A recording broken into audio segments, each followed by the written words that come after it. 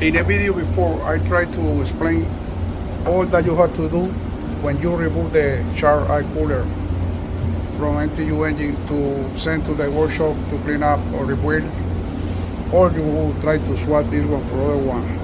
Here you can see all that you have to do. This is the air cooler place. Here you see how all that you have to unassemble to remove the air cooler and compare these jobs with the job that you can do with the air cooler in place without remove all that and get the best results in only 2 days.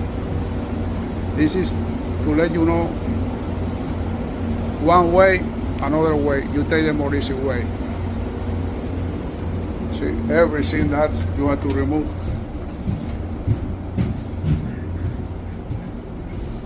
But now I show you other things, because maybe when you remove the air cooler you don't need to remove the turbocharge, but they remove the turbocharge too, because maybe it's on time to rebuild, or it's time to, or the turbocharge has some problem. This is the place of turbocharge, but from here ahead you have to remove everything.